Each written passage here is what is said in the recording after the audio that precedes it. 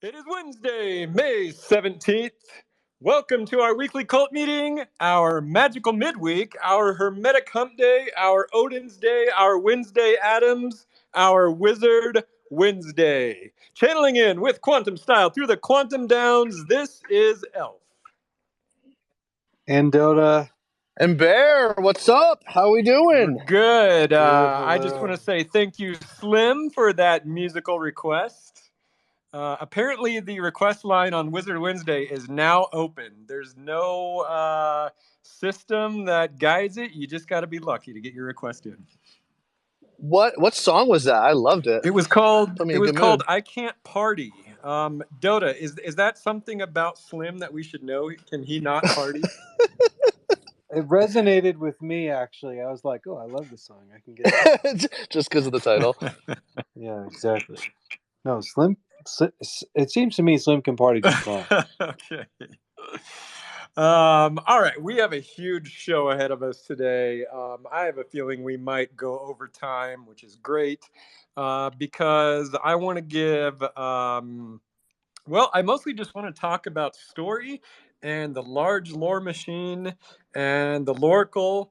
And I also want to give acknowledgments and shout outs to cult content. And I want to answer some cult questions. So let's see if we have time for all of that. But first, I just want to announce something that I meant to announce last week.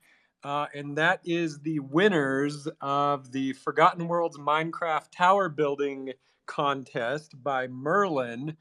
We saw a lot of great entries in that, but at the end of the day, there were only 3 winners. So in third place, and actually third place was a tie. It was Mobilize's Stone Tower and Wander Wonder's Wacky Treehouse. That was the tie for third place. Second place was Magus Ixar's Mushroom Tower. And in first place was Leo the Wizard's Great Pyramid. There were a lot of other great entries in this contest, but those are the winners. And again, I just, I don't think we give enough love to Merlin's Minecraft Forgotten Worlds project, but damn, it's amazing. It's incredible. No, we've actually me, Jitsi, been talking with Merlin about what we can do, and I think we're gonna kick up some fun soon to be announced, sort of weekly streams in Discord. So more on that soon. Great. And I want to give a Black Sands update. So currently there is a race going on. It is called Toka's Mine Rush. The winner of this race will receive a 1-of-1 mount, and second and third place will receive a Black Sands mount. Furthermore, I need to announce that there are only 633 mounts left to be minted, so you can still mint one. And there is a burning ritual right around the corner.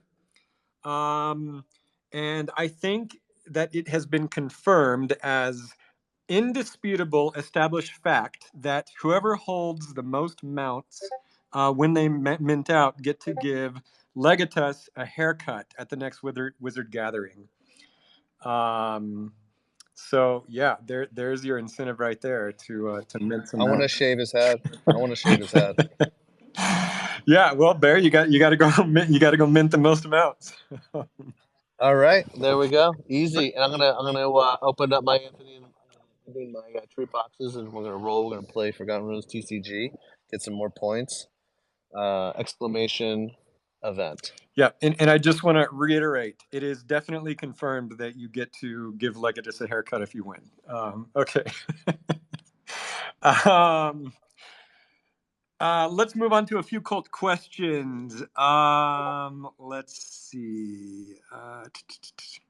Okay, this is from Bridge. It's a Dragon Ball Z question. I don't know much about Dragon Ball Z. Do either of you guys know Dragon Ball Z? Dota Bear? Yes, I think Dota had to run from the mic because there was just a quick little emergency that he's dealing with at home. Dragon Ball Z. I was never a massive Dragon Ball Z fan. like Pokemon more. But no, I don't know what that was. Okay, well, just let me pose this question to you anyway. If Wizards, Warriors, and Souls had a Dragon Ball Z power level range, what would it be?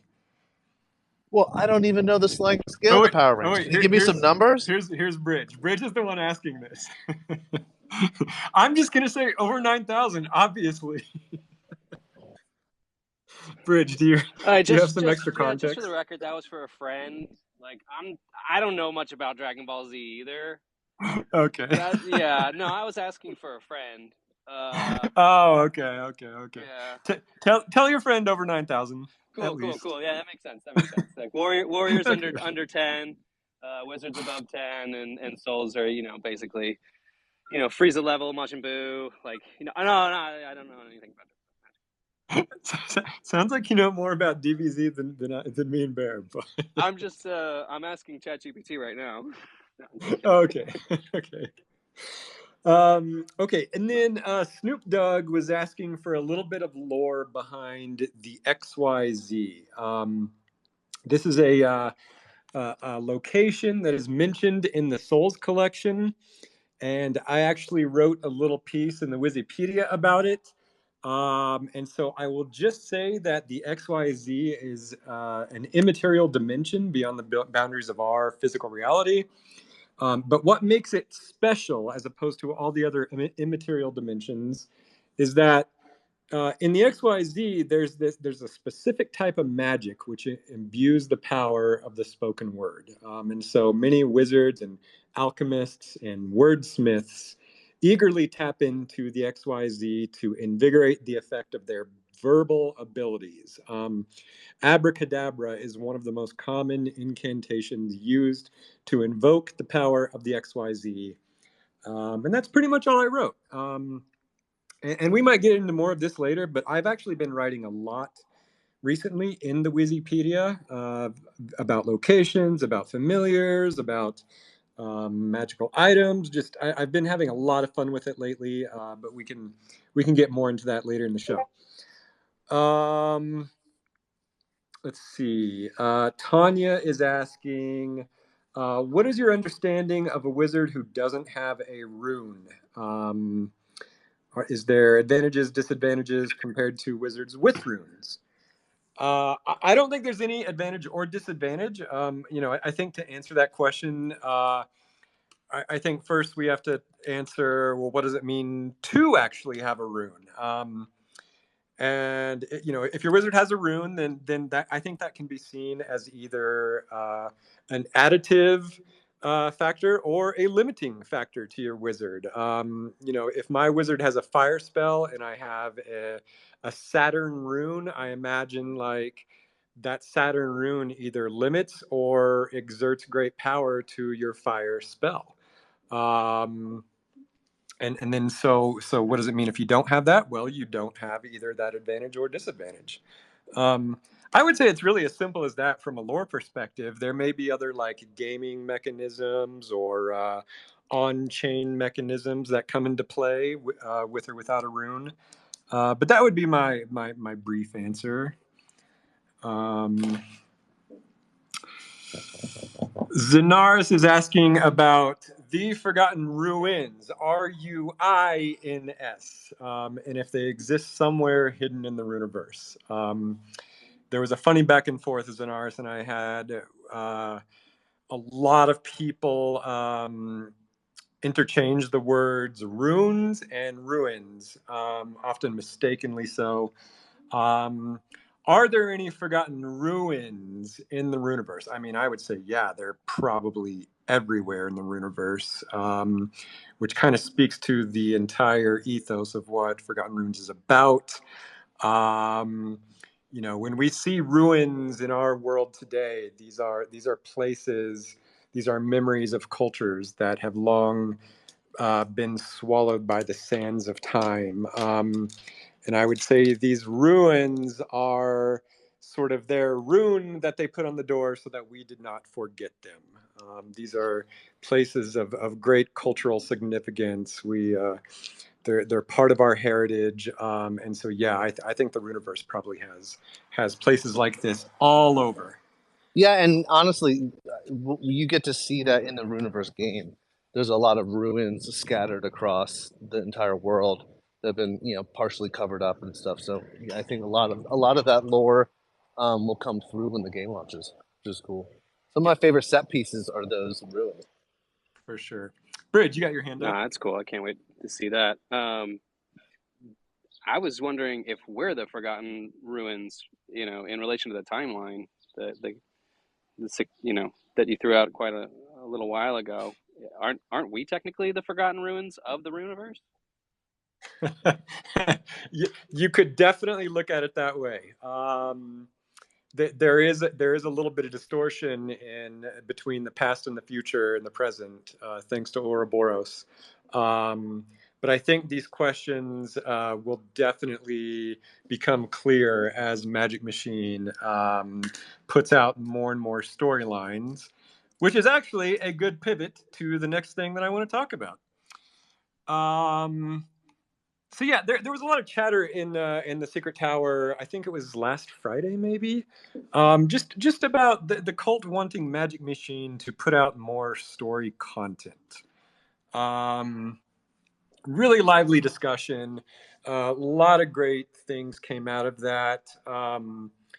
I've got a lot to say about this, but Dodo Bear, do you want to say anything? Start off with anything, or No, go ahead, please. okay?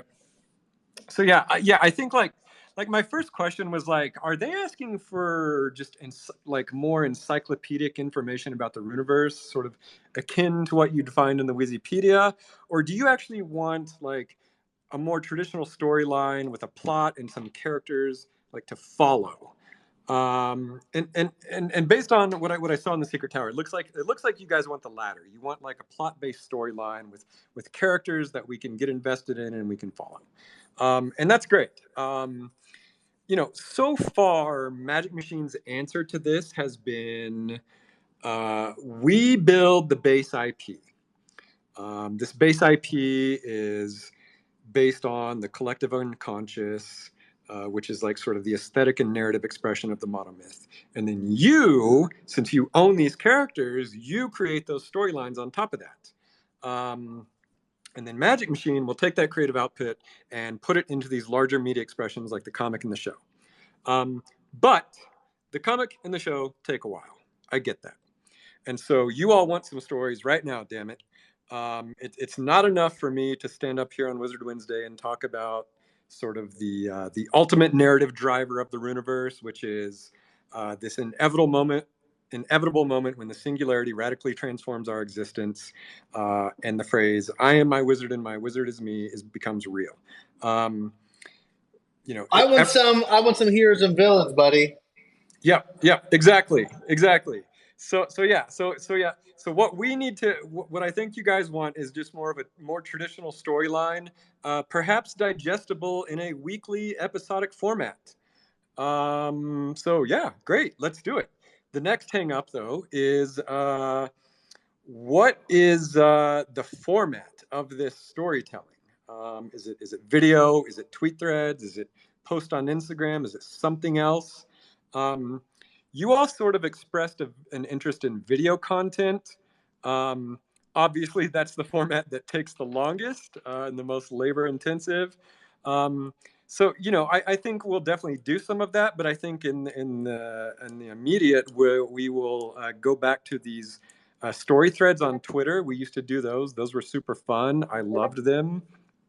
So yeah, I think we definitely want to start getting back into that. Oh shit, did we lose Bear? Yeah, he'll be back. Okay. And so I have a lot of stories that I think I can tell in this format. We're not lacking on content for storylines. It's really just about the format. Lately, we have internally been talking about how to use AI as an assist in production here. That alone is a huge conversation that I think we're going to get into later in the show. I did see about a dozen comments emphasizing We don't want AI art. We want human-made art. And I promise you, I get that. I totally understand. Um, and we can get into that in a little bit.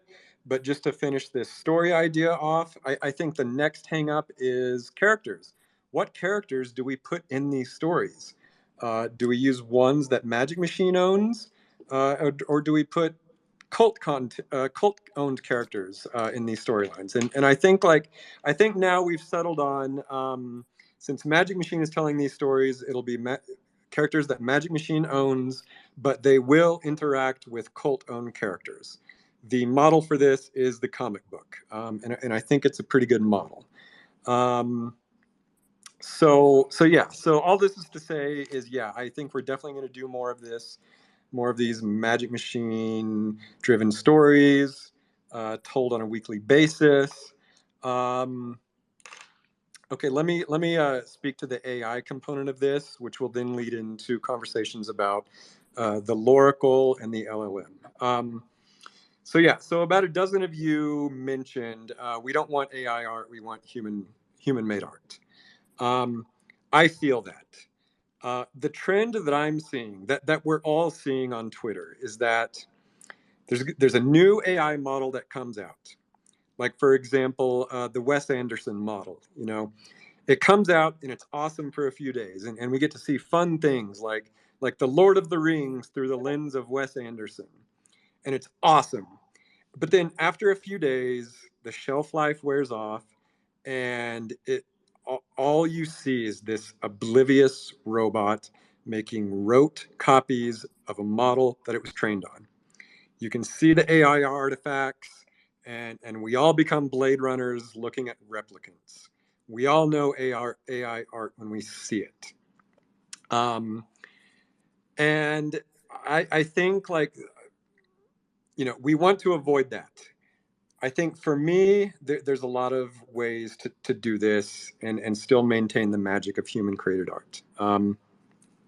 First, I would say over the past 2 years, we have cultivated a community that has created original human artwork in the Book of Lore, on Twitter, on Discord, and I always want to optimize for that. I don't want to lose that.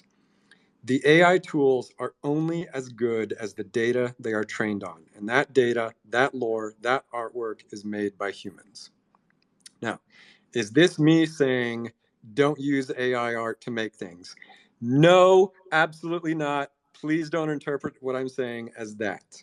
I'm actually just giving the same message that we've always given from day one, which is that we simply encourage you to make art with intent, in earnest. And yes, that can actually be done with AI tools, just like it can be done with a camera, just like it can be done with a paintbrush. There are two shining examples on how to do this in our community right now. Matatsuki, aka Magus Devon of the Quantum Downs, and Magus Wazir, the One Who Rings, are doing that. How are they doing it? They are training their own models, and they are staying in control of the AI and not the other way around. They are using it as a powerful assistant to help in the iteration of creating that artwork. And there is actually a ton of skill and knowledge that goes into this. It's not easy. I have respect for it. I myself have been going deep on Stable Diffusion and Midjourney, and like Woz has been holding my hand in how to do this. And it's a really involved process. And so, as it relates to this like Magic Machine generated story content, I want to assure you that Magic Machine is not just going to like type in a prompt, push the button, done. There's the image to illustrate our story. We're not going to do that. We are going to use AI in the right way. We're going to stay in control of it. We're going to train our own models, and we're just going to use it in a very artistically intentional way. And so, yeah, I mean, this kind of leads into the Loracle, which is just sort of taking the cult. I Go, think go on ahead, this Billy. issue, there's we've talked about this before, right? Which is there's always when a new technology emerges, there's always this new question, which is like, where is the art, right? In the same way that you had, we talk about this all the time, right? Photographers and painters or whatever, and it's the same thing with AI, which is one, it's still very difficult to use. There's still a lot of art in it, and it's I you hear a lot of people talk about on the art side a lot about AI created art versus human generated art. I don't think that's like the right dichotomy because like not yet. Like right, maybe the AI will become sentient and sort of create its own art, and then we can have the debate for real. But right now, I think that what you have is this AI assistance means like we did this as artists too, right? You go and you look and you're like, oh, I'm looking for I'm going to read all these books. I'm going to look for a plot line that I like. I'm going to watch all these movies and try to find like the compositions that I like. Or I'm going to look at all these paintings and try to figure out the style that I like. And like when you use the AI, it's doing the same thing, just like a lot faster, right? Yep. Instead of doing it this like organic by hand way, it's presenting to you 50 options just at the click of the button. And so but at that point you still have to have your own taste, you still have to have your own discretion, and I think that like that's really where you kind of get left with where the art is in the discretion, in terms of like someone looked at this and filtered through the possibilities and they like navigated sort of the collective hallucination and they picked out this one thing and said it was good. And so I think that if I had kind of one limit of terms of like what's ever going to end up in, let's say, the Book of Lore, which is like the wellspring from which the world building comes from, it's this idea that like a human has to say like, I looked at this and I think it's good, and they prove cryptographically that which human said that, right? So even in the case that if you have somebody who sort of like spams it or whatever, or creates a lot of garbage, we at least actually have we can filter those out, because I think like the net incentives for the project are that people won't spam it, and if someone does, we'll know who it was. And so for me, ultimately the art is in your discretion, right? That you have taste, that you chose something over something else, and then you present it to someone else as good. Yeah, there's definitely an element of that. There's an element of curation as a part of creation. I don't deny that at all. I do, though, as we navigate these AI waters, here's what I don't want to happen. I've been calling it like push button art, where you just Right. type in a prompt, push the button, done. And you can say like, yeah, but I chose the piece that I want to put on social media or append to the Book of Lore. Okay, sure. But we've got these AI models, and the Midjourney model, like I can tell any piece of art that comes out of the Midjourney Neji model. And if I don't want to get into a scenario where 90% of our cult, even though they're choosing the picture they like from the Neji model, it's still all coming from the Neji model. And now all of our content looks very homogenous, and simply curating is not the same as the community we've cultivated for the past 2 years, where it's all like totally original human art. There is a difference. And, I'm not saying we'll get there, but I'm just saying it's just something we should all be aware of, and something we should try to navigate around. I think that like a lot of the problem, let's say, is is around like how we surface what was created and how we present it, and then like how we celebrate it, right?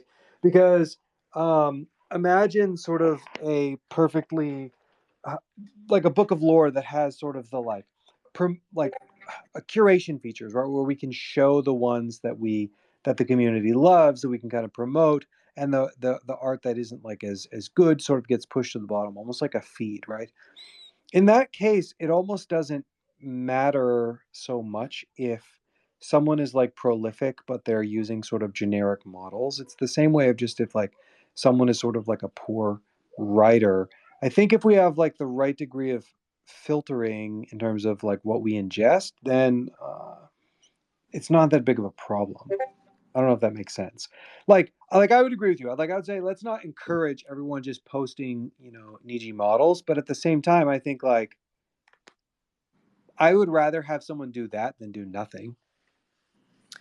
Okay, between that and nothing. Okay, let me just. Tabitha of the Marsh says, "Well, Elf, not everyone in the cult are artists and still want to create something visually nice."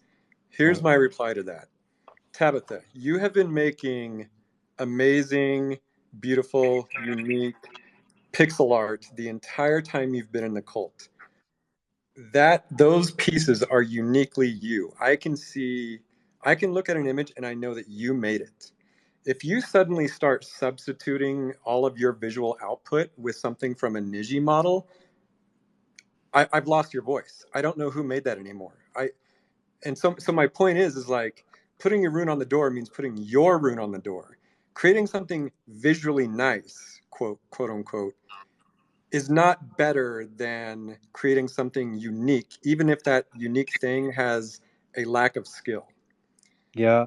I think that like I'm very, very wary about drawing any sort of lines because of this like belief that like art can be created in any medium. Like you can figure out prompts in Niji that are just like absolutely stunning and like okay, sure, maybe I can recognize the model, but it like still brings this like beautiful worth and value to me. And so I think that I actually think that the system is like sort of self-correcting, right? Because like you find something novel, you find the works that define it, and then it becomes a bit tired with the copycats, and everyone sort of moves to something new, and that's like almost the history of art. And so, um, Yeah, I agree with your broader point, but I don't but want to but call out anything I mean specific. I actually think we're saying the same thing. Like, yeah, people get Yeah, tired of a model that gets repeated over and over. yeah, Tabitha, why would you use a Niji model that's already been done literally millions of times when you have been speaking with your own original voice this entire time? I am trying to optimize against homogenization and rote copying. Um, and that's what you're going to get if you use the exact same AI model as literally millions of people all over the world at once. But all this is to say is like there's ways to do this. Start training your own models. Be more iterative in your AI art process. Again, like I said, AI you can say very unique things with it, but just go beyond prompt, push button, done. Um, anyway, so this sort of is like speaks to this larger project that we've been working on. Uh, Well, it's kind of hard to say when it started. I kind of think it might be interesting to talk about the origins of the Loracle, the LLM, yeah, I love that. because we sort of I think we started this with the Gigas Chad Santa thing. yeah, Um, that was like the first glimmer, and I remember when we did that. I think I even said like at that Wizard Wednesday during Christmas, I was like, "Yeah, we want to train this on the Book of Lore and sort of make an oracle." That you can ask any question about the Runiverse to. And then I remember we did some internal tests, and it wasn't like fully comprehensive, and it was speaking like a drunken kobold. And I think that's even why you have a kobold speaking for it now. But like, I'm just going to ask you, Dodo, like what happened between now and then yeah. that was sort of a breakthrough? Um, I think there's a couple of things. So one is that like we kind of learned a bit better around how these tools actually work, both as a team and maybe even as just sort of like a species. What I mean by that is that like exploring language models is something that like people, even the people that create them, like uncovering what they're possible of or what they're capable of, is something that's happening every day. So I think that's part of it. If I can maybe geek out on a little bit on the details, which would be at Christmas time, one of the things that we did is we took, I think it was GPT 3.0. So that would have been December. I'm not exactly sure of the dates or what the version number is. Someone can catch me up if they know. And what we did is we tried to fine tune it. We tried to fine tune that model. I don't even think it was GPT-3, but we tried to fine tune like Text Da Vinci on the book of lore. And the way that we did this was we generated synthetic questions, and then we had it sort of like complete the questions. Since kind of learned that like fine tuning is okay for certain tasks, but what it's not good is for like teaching it to memorize different facts. And so one, GPT got a lot better, right? There's GPT 3.5, and then we have now GPT 4. So that was probably maybe the biggest jump. I was, of course, very inspired by what's been colloquially been called like the Westworld paper, and also the work of like Baby AGI, which are like some tweets that I can dig up. Um, and basically, what they've been able to do is to turn ChatGPT into this idea of an agent. And so whatever. Maybe, I don't know how interesting this is, but essentially, what we basically did is we figured out better how to learn, how to operate with GPT to have it ask questions and answer them, and then sort of do its own thinking on its own. So that was another big leap. And then the third big leap was just understanding better the way that you provide knowledge to GPT-4. So we basically created these data sets. Maybe I don't remember what the timeline is. A month ago. Those of which we shared. I actually super updated them yesterday, and I need to push the most released recent versions to Hugging Face. But all that basically combined to just this like net output, such that the responses that we're getting are quite good, very very good. Yep. So Yeah. oh, good. Well, it was funny because like you've been working on that map tool, and Oh yeah, I think you must have trained it on the Wikipedia in the Book of Lore, right? that's right. Yes. Okay. So I basically have this vision. Oh, so one of the things in the Westworld paper that was very interesting. So if you're not familiar, the Westworld paper was they basically trained 25 GPT agents. They put them in a little RPG, and they said, you are, this 30-year-old woman in this community, and you want to plan a Valentine's party, and it's 9:45 a.m. What do you do, right? And so then these agents run and they interact.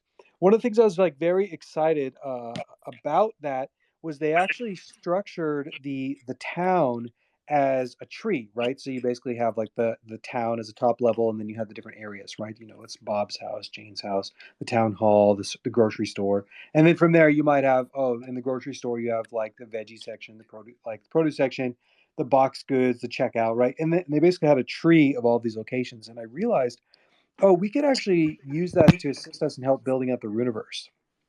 So I spent some time building out these tools, which I've been calling, I don't actually remember what I've been calling, the Runiverse Explorer. I've shared some early versions that it's not quite ready. One of the key things that I want to be able to do there is actually edit the map. But the idea is that you'll be able to sort of zoom in to an infinite level of resolution and be able to be given suggestions that are consistent and believable with the lore, for certain locations in the Runiverse to a ridiculous degree, right? The Runiverse is on par with the scale of our current world, and so that's just too much for one person to create. So I've been working on some tools to generate those locations. Okay, so Well, yeah, and so what was funny is like I've been watching you build that, and then like Friday morning, like I saw all the chatter about people wanting Magic Machine to tell stories, and I just casually DM'd you, and I was like, "Oh, dude, by the way, can you just give me a little dashboard that I can ask any question about the universe with, and it'll tell me like all the Book of Lore data it's trained on," and you did it in like 30 minutes. yes, that's right. So yes, it was 3 months of work to then build that UI in 30 minutes. Not really like 3 months full time, but yes. Yeah. So very quickly as soon as you asked that, I was like, oh, that's really fantastic. I'd already built question answering into this lore location generator. Why don't we just throw it into like a GPT bot? So that afternoon, so I guess was just last Friday, I uh, wrote the Loracle, and I got it deployed and then passed it around to a few different people. So it's very very good. One of the things that's super fun is I've actually been able to like learn about a lot of stories about the Book of Lore, from its searches, right? So, you can ask it about things that swim, and it understands like the depths of the book of lore in a way that I don't think anyone else really does. Maybe Bam Bam, but and then it also will provide citations. So it'll actually link you straight to the book of lore, and you can kind of see what's there. So yeah, This so that's this great. has massive, massive implications for so many things. It has creative implications, financial implications, social I can't even say that word anymore. But Implications. thanks, Bear. But yeah. So like, creatively, this is one way. People always ask about how do we ensure continuity in the universe. When you're building a world in a decentralized way, how does everybody know that they're building for the same world? How do they keep their creativity on a line of continuity? How do we all know about like kobolds, for example, when we're all like sort of creating our own stories separately? This is one implication for the book, for the large lore machine, the Loracle. You can go to it and you can just say, tell me about kobolds. And now you've got a baseline upon which to write your kobold stories. It's giving you sort of the amalgamation of everything that the entire community has written about kobolds. Now you've got a line of continuity upon which to work. It's created like it's synthesized everything that's been created and put it into a very simple way to extract all that information. It creates this like Yeah. level playing field for everyone, and that the result of that, I think, Elf, is what you're also talking about. Moving forward, all the stories end up getting woven tighter and tighter because people start drawing from the same brain as opposed to just like finding a random piece of information and like shoving it in. It's like perfectly categorized. It Yeah, like is. one of the things we always talk about is this idea of consistency in the universe. Like, how do we keep consistency?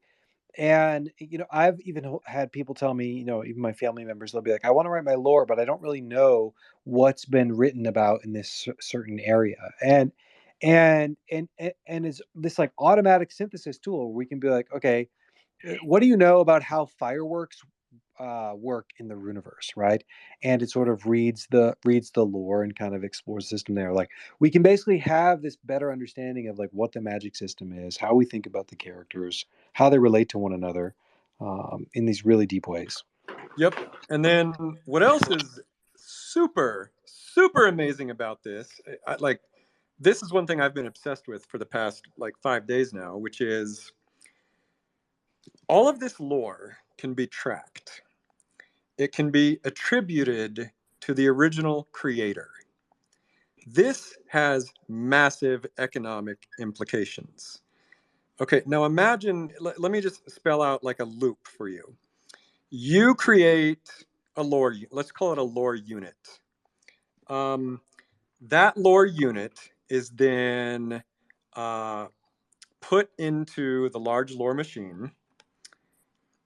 Now the large lore machine knows about this lore unit and who created it. Now content is generated from that lore unit, either the comic or a fun Twitter thread or script on the TV show. All of this content can be created by humans. It can be created by AI. It doesn't matter. It's being created from this lore unit that you made that got put through the LLM, and now content is being made with it. Okay, now that content, either a video or a comic book or whatever, can generate some kind of sales revenue. It could be an NFT, it could be anything. And now, because that lore unit has tracked who made it, we can properly identify where a share of that revenue should go to, which then incentivizes the creator to make more lore, and the economic cycle continues. And so this to me is just like a very crystallized version of binary star that we've been talking about. But the large lore machine enables us to track this in a much more efficient way. Yeah. Yes. Exactly. You'll be able to sort of like track, well, like I said, people who contribute things. Uh, when you contribute to the book of lore, now we're able. One of the most important things about ChatGPT is that it's able to both like combine and divide ideas in these really interesting ways. It's able to sort of like take the personalities that it knows about Magus Devon and Magus Wazir and put them in a conversation with each other and create something that's like somewhat believable, right? And so, yeah, I think that there will be ways that we can kind of um, use this to create effectively merch, right? I think that like that's one of the like outputs of where money will come from, right? From being able to create stories that are again AI assisted, not AI generated, being able to create um, effectively merchandise that generates revenue based on characters' lore. So I'm very very excited to be able to do this. Yeah, it's just, between new methods for maintaining continuity and ways to track the creation of the entire community, stuff like this is what's going to make the Runiverse go exponential. I will never stop saying the most valuable thing that we are sitting on is our lore, our data, our creative output. This is something that no other NFT project has. None. And so, they can try to build their large lore machine or something equivalent, but what are they going to train it on? They don't have 2 years of book of lore to train it. This is what has made our cult so freaking valuable, is all of your contributions. I This also think, is this is sorry, truly the collaborative legendarium, and with the large lore machine, it's just massively leveled it up. I basically think that like for me, um, one of the things I'm most excited about this is to start building tools with a bit more like affordance. What I mean by that affordance is this idea that like that the UI is designed to help you do the thing you're trying to do. That there's more structure. The Loracle. So I'm going to try to get the Loracle out to everybody in the cult as soon as possible. I'd love to do it this week if I can figure out a few of the things I'm working on. And it'll be beta. It'll be rough. It'll say wrong things, right? It's not going to be perfect. So be gentle with kind of your expectations in it. But um, the Loracle as it stands now is basically just a chatbot, right? It looks a lot like Chat GPT. You ask it questions, it comes back. The first problem that I see with using the Loracle is that people tend to think of it as like a search engine, right? That's the first thing people do. They're like, Yep. what do you know about the great old one Andalini? Or like, tell me about, Elf or something, right? And it works for that. It's pretty good for that. But where you start to get like really interesting, it could do so much more, right? Like it can act maybe a little bit like a dungeon master. It can help give you outlines. It can give you insights into character. It can like suggest poems for you. It can like explain ideas for items in the Runiverse. So there's like so much by way of creative content that it can produce. But more than that, I think for me, I really want to be able to build tools that are like that help me write stories. I have a really hard time with a blank sheet of paper. Like, Elf, I don't, you are able to kind of like sit down with a blank sheet of paper and just like make magic, right? Both like visually and from story, right? You're like top 1% of 1% of sort of creativity in that way and being able to like create believable, likable characters. For me, I have to work for it a lot more. For me, I like to kind of like have a bit of like a system or a template or a framework, which helps me kind of understand like the different pieces that I need to choose, like put the story together. And so I see a lot of opportunity in the large lore machine for helping sort of like average or below average storytellers sort of find their voice and be able to like be more creative than they would have be otherwise. And I think that's what I'm looking for here is not that I want to like give them the AI our voices, but rather that you feel like it's not so daunting, right? It's not so intimidating. You have like someone in your court you can ask questions to. You have an editor, a coach, a screenwriter, and you sort of act as the director, but you have this like staff on your side that helps you, know how to fill all the details. Yeah, yeah, I get that. I mean, again, I just want people to like not get stuck in this sort of this process of just letting the AI create for them. Like again, the last thing I would want is someday we wake up and 90% of the content in the book of lore is created by robots. Um, maybe that's inevitable. I don't know, but all I know for now is that, again, Forgotten Runes, unlike any other community, has built this like beautiful sanctuary of pure creation.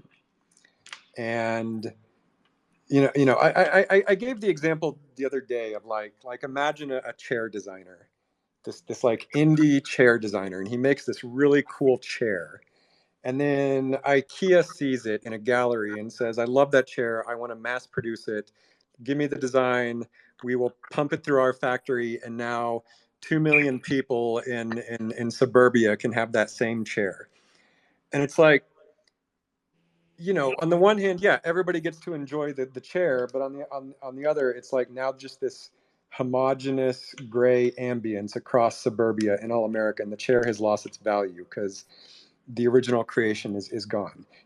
We don't want to be the mass-produced factory that repeats these models over and over. We want to be a community of original chair designers. That is valuable, and I just want to make sure that we can maintain that as much as possible, because there's always going to be places in the world where those original creators go to. And that's where the value is created, not copied, but created, not curated, but created. And we need to maintain that as much as possible. I agree. I also think and I don't think you're saying this is like, it doesn't feel as binary to me. I think there's such a gray area in between, like for someone like myself who can't draw, being able to tease out art or tease out a story is so helpful to me. Like, how you were talking about it, Dota. So I agree. I think the human creation is super important, but there's degrees to it.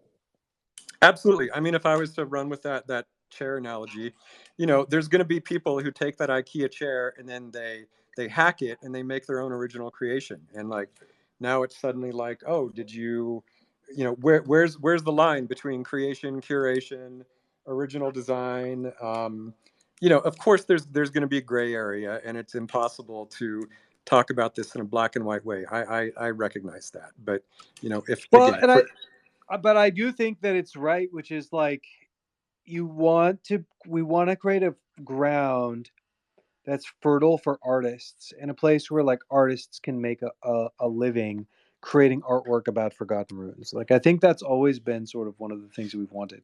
We started this project before really like Stable Diffusion was good.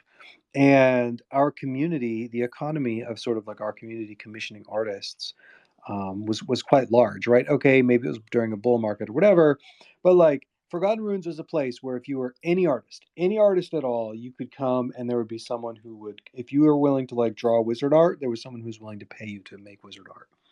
And I like never want to lose that, right? Especially you like want people to do that hand creation. yep. On the flip side, I don't know, another idea, which is that like, one of the things that I saw yesterday when I was doing that tweet storm, or over last week with Matazuki and Magus Wazir, how they have their own custom models, is I basically looked at some of my wizards that I haven't been commissioning art for, and I was like, oh wow, I really really want to commission art for these now because I want to be able to train the model. It was like I wish I had a list of like 20 artists that I could commission to kind of like do this artwork so that way I could have the model. And it's not lost on me that really what I was asking for is I needed 20 different pieces of artwork from human artists so that I would like never have to ask a human artist again to create an image from this character. And so on the one hand, that's actually a little bit sad. Right? Well, You're like trying to train them out of a job. but what I would say is this speaks to the economic model that I mentioned earlier, which is if we can start attributing the data to the original creators, through a large lore machine, now it's tracking all of that creator attribution, and we can appropriately distribute any sort of revenue to an original creator. That's what this economic model, I think, can offer, as opposed to these sort of blind box models like Midjourney and OpenAI. Who knows what they're training on, and they're not attributing their original creators. But if we at Magic Machine can actually build that into our LLM, that's game changing. Yep, that's an important point, that we will actually know the initial artists. I mean, I think it's really up to the wizard owner, right? Like our let's say the business of let's talk about the business side. Like the business side of Forgotten Runes is oriented towards the token owner, meaning like when you own the token, you own the IP rights to that character. And so then if you kind of commission art, typically the art that you commission is work for hire, which means you sort of own the rights to that artwork because you own the rights to the likeness of the character through like a grant of Magic Machine. And so like I don't think that we actually have it structured such that we would pay commission artists back from like a merchandise. Like let's say we make a doll of Magus Devon of the Quantum Downs, right? Like you're right that it would be feasible for us to track the original artist, but we actually haven't structured the business such that that's what would actually happen, right? What would actually happen is that the owner of the wizard gets that money, which like whatever, good for us. But it's not lost on me that kind of like maybe there's a better way for like long-term incentivizing long-term art creation. Yeah, I want to touch on something you mentioned last week about the sort of negative connotation around, quote, data mining. And I just want to assure you that is not what we're doing here. The reason that term has a negative connotation is because for the past 20 years, we've had these Web 2 corporations who have data mined you, aka stolen your data and sold it back to you in the form of ad revenue and ad spends. That is, in my opinion, pure exploitation and thievery. And that is not what we're doing, because we're actually doing the exact opposite of that. This data, first of all, is totally decentralized. You are free to use it in any way that you want, and you can monetize it in any way that you want. That alone is like the opposite of what the Web 2 companies are doing. Secondly, oh, good. Well, just secondly, with us putting this data into the LLM, we are essentially making the mimetic components of your character that you own more accessible to the world, thus increasing that character's cultural reach. Right. So in short, the more lore you write about your character, the more the LLM knows about it, and the more presence they have in the entire franchise. That's what I think too, is that like if you commission artists to make like a large lore machine, which I'm including like stable diffusion models or whatever, like you have Magus Devon, where you have this unique character, that's actually not going to cause less art to be created about Magus Devon. It's actually going to cause more art to be created about Magus Devon because it's so unique, so breakout. Like you just have like you see this with existing franchises, right? It's the breakout characters that have more work. Like how many pictures of Mickey Mouse are there out in the world? Because it's just so distinctive. And so, yeah, I also think like I think about my own profession too. This idea that we're like putting the artists out of the work. I think about my own profession of just like as programming. Like when you create open source software and you put it up on GitHub, I mean, effectively you're training the large language models on how to write code that much better, right? They get marginally better because they've now seen your human code. Well, that's the idea anyway, depending on your code. And well, so Acid Eater says something here. She said, it is a little sad that we're training artists out of a job, but it's possibly inevitable. And I think that it is inevitable that sort of the machines will assist in creating artwork that's already here. And I think that like hopefully the idea is that we can sort of harness that machine for like a more productive, decentralized like distribution creation of the economics. Exactly. Yeah. Yeah, that's a great way of putting it. Like a more decentralized distribution of the economics rather than just harnessing it all in one corporation. Yeah. Which, like, let's be real, this has been the mission from day one. It's just the LLM, again, for me, just offers a real sort of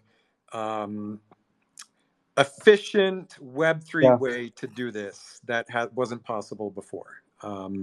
that's right. To me, this, like, here's what's exciting is the LLM is synthesizing the two most powerful, most age-defining technologies in the world right now: blockchain and AI. Who else is synthesizing these two technologies like the LLM? I don't know. Maybe there is, but I don't know of any. Um, and again, yeah, I mean, I don't see this as a sad, like a depressing way to steal the creative efforts of artists. I see this as a way to more equitably distribute the sort of economic potential of a community. I also feel that like the more you are hands-on with these tools, a lot of the like anxiety goes away. I mean, there's still like the like ultimate anxiety that we might accidentally invent the singularity that kills us all, right? So like that doesn't go away. But these like intermediate anxieties around like, am I putting artists out of a job? Am I stealing someone else's work? Am I, and I think that when you actually dig into the tools, you realize it's actually very hard to use. It takes a long time. It takes a lot of like filtering, curation, creativity to get results that are good. You have to put a lot of work into using a lot of human work goes into making AI art. And I think that like even when you go to train your own models, how you capture the concept of Magasteven is quite involved and a little unintuitive. And so like if I commission 20 artists to create a model of my wizard, now I can actually use that for like animations or for like comics or for like stories, right? I can actually use, yes, maybe I'm like using a style inspired by a certain artist, but I can actually use that for my own creations down the line. Yeah, I mean, we've been talking about a scenario where now that we've got the 3D models of every character, we can potentially train a model on every single cult member's character because we have a full like rotation of that character. Right. And imagine a world where you've got a highly specialized AI model built on your character's data. Combine that with a book of lore entry you wrote, a full 3D turnaround. It's just limitless on what you can create with that. I want to ask, Matazuki, do you want to come on stage? You're like you and Waz are the experts in our community on this, and Waz doesn't talk. So do you want to come up and answer a couple questions? I'm going to invite you up. I don't know if you're in a place where you can. But like one of the things I'd be curious about is just how many images does it take to like create the current model of Magus Devon?